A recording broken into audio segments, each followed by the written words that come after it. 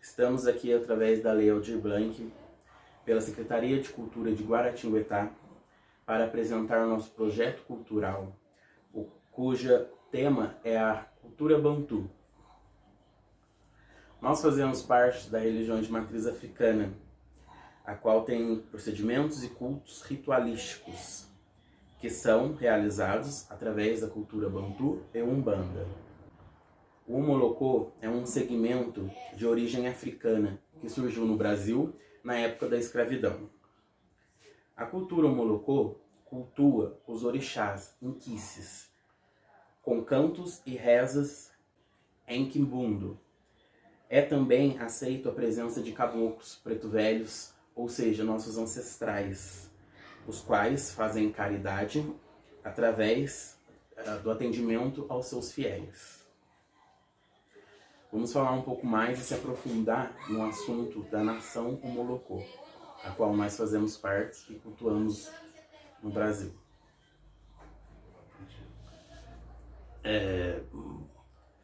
Boa noite. O Omolocô, ele surgiu no Brasil quando? Como?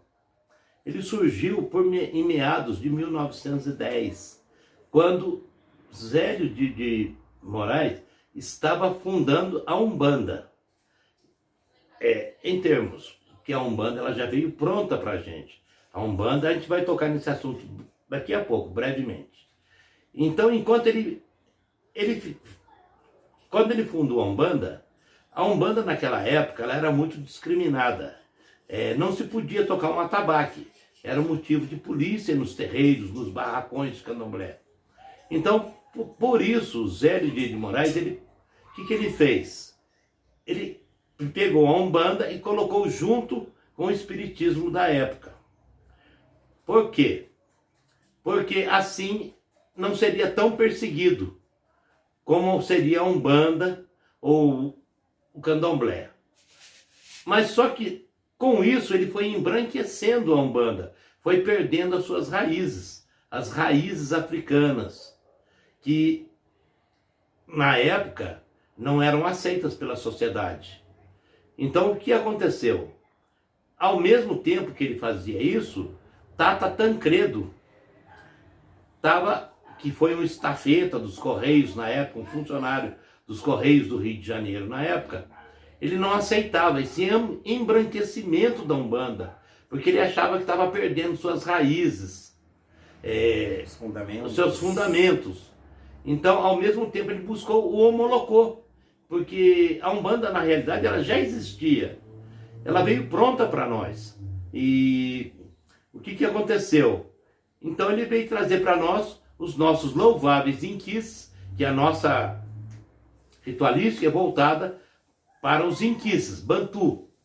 Mas o Omolocô, ele se divide também. O Omolocô, ele tem suas vertentes. Ele tem a vertente de Tata Tancredo, como tem a de Leia de Inhansã e como tem de Maria Bataió. Ou seja, ele tem a vertente bantu, a vertente nagô, que é Yorubá, e a vertente no Jeje. Na nossa região, para cá, do Rio de Janeiro para baixo, aqui para o sul, a gente cultua a nação bantu. A ritualística nossa é bantu, a cultura é bantu. E o porquê que pra gente os bantus estão mais para cá, para baixo do nosso país? Na época, os navios negreiros trouxeram escravos, o povo bantu mesmo, ele não foi para a Bahia. Na Bahia desembarcaram o povo Yorubá, os Jeje, os Nagôs, Maí. Aqui do Rio para baixo, São Paulo, Rio, foram desembarcados na época da escravidão, que o Rio de Janeiro era considerado, na época, o maior porto de escambo do mundo. O que seria escambo? Escambo é o mercado de escravidão e venda de escravos, de transporte, toda aquela logística de escravidão. Então aquilo era chamado de escambo. O Rio de Janeiro era o maior porto. E o povo bantu veio mais para cá, para o Rio de Janeiro. Poucos foram para a Bahia. Então por isso que a cultura Bantu, Congo, Angola é aqui para baixo. E o candomblé, na verdade, ele não existe na África. Em África não existe candomblé. O candomblé foi feito aqui no Brasil. Por quê? Porque nas senzalas, às vezes nos quilombos, as etnias se juntavam. E eles queriam buscar a sua filosofia, a sua ritualística.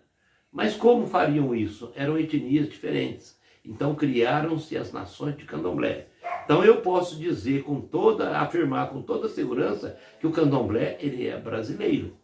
Ele tem a sua raiz africana. Mas na África não existe candomblé. O candomblé ele é brasileiro. Deixando bem claro isso aqui. Mas voltando ao Molocó. Então Tata Tancredo, muito triste com aquele embranquecimento da Umbanda, podemos assim dizer, ele trouxe o Molocó para cá. A Umbanda, o Molocó. Então ele podia, ao mesmo tempo, cultuar os nossos louváveis inquices. Vou deixar bem claro aqui que o inquice seria, em outras nações, seria o Vodun do Jeje, seria o Orixá na nação Queto e Nagô.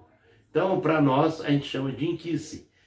Quando são jinquices ou minquices. O plural é minquices ou jinquices.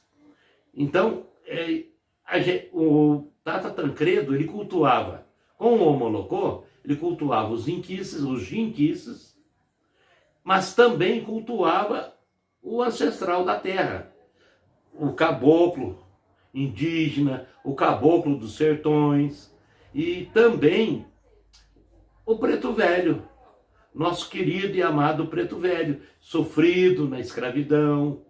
Ele cultuava também, é um antepassado, é um ancestral. A nossa religião cultua nossos ancestrais. Porque os bantus eram um povo nômade. Os bantus, quando eles chegavam em algum território, primeiro eles descobriam quem eram os ancestrais daquela terra.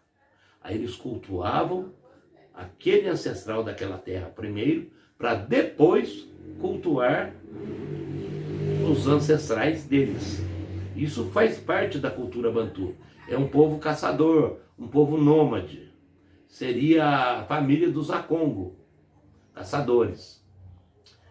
Então, o Molocó segue até hoje cultuando os ancestrais, tanto os ancestrais africanos, quanto os ancestrais de nossa terra, que seriam os índios, com toda a sua exuberância, da sua ritualística, que seriam os caboclos da Umbanda, os caboclos de pena, como nós chamamos, os caboclos de couro, que seriam os caboclos dos sertões e das caatingas, e também os pretos velhos.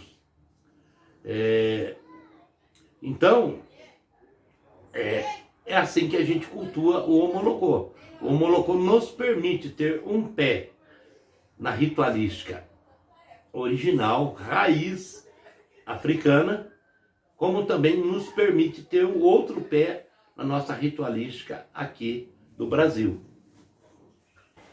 Gostaria também de falar aqui o porquê de Zélio de Moraes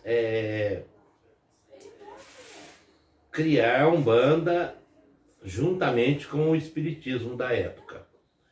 Na época, se a gente hoje for procurar não vou dizer assim, um pendrive, um CD de música, de cantigas, zuelas, né, como nós chamamos, nossa ritualística de Umbanda, a gente não vai achar, não seria um pendrive, vai achar um vinil, que seria o compact disc ou o LP de Umbanda. Só que a gente vai ouvir todos os instrumentos possíveis.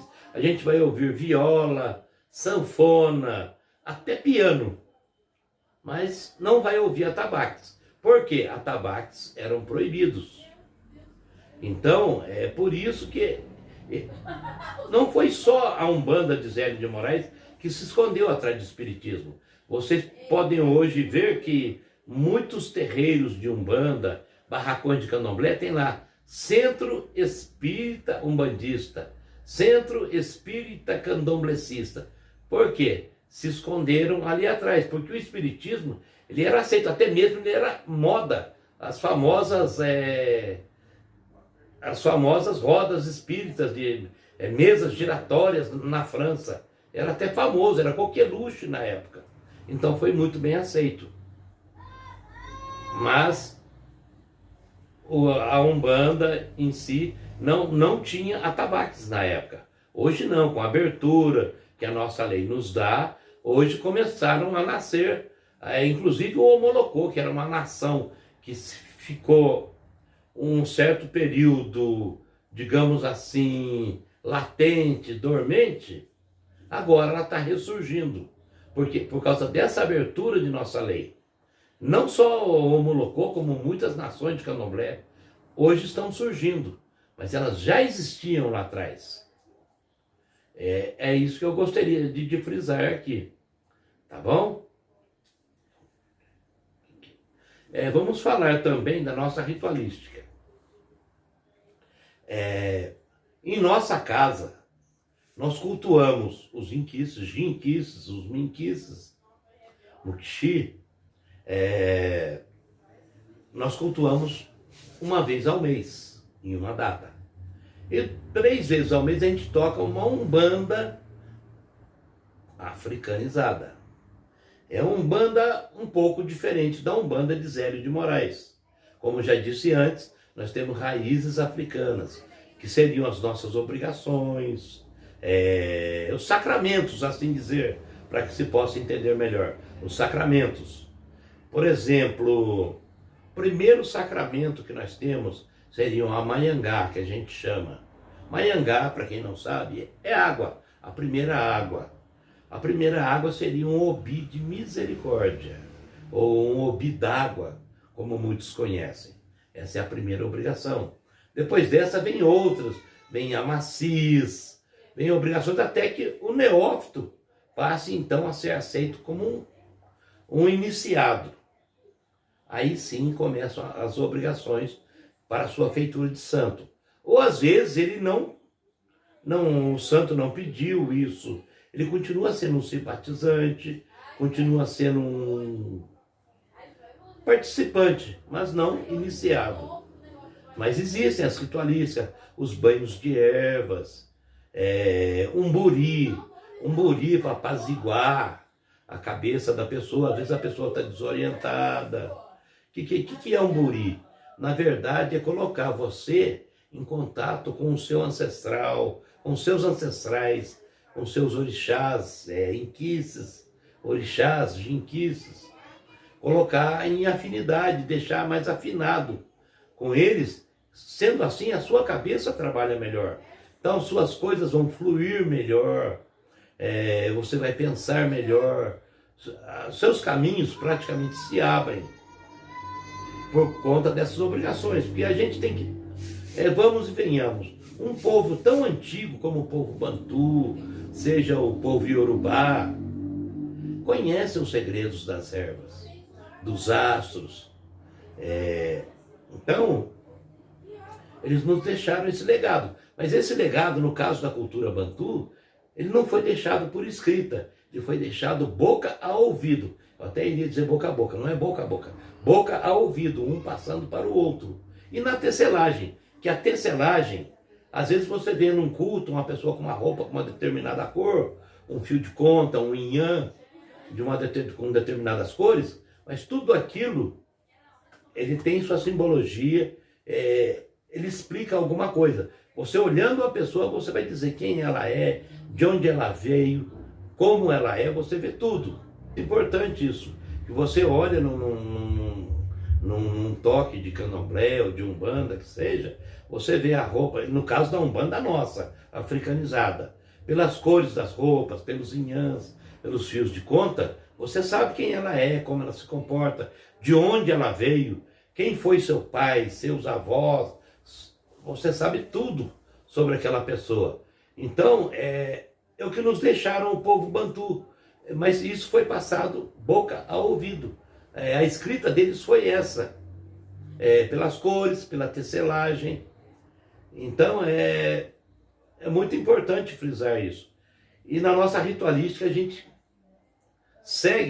continua com esse segmento. A gente segue essa linha ainda até hoje. Lógico, hoje nós temos tudo digitalizado, temos livros. Hoje nós fazemos nossos arquivos. Não é como era feito antigamente. Essa foi a apresentação da Lei Aldir Blanc, do nosso projeto cultural, a qual a gente apresenta e traz para todos a nossa nação Molocô através da cultura Bantu.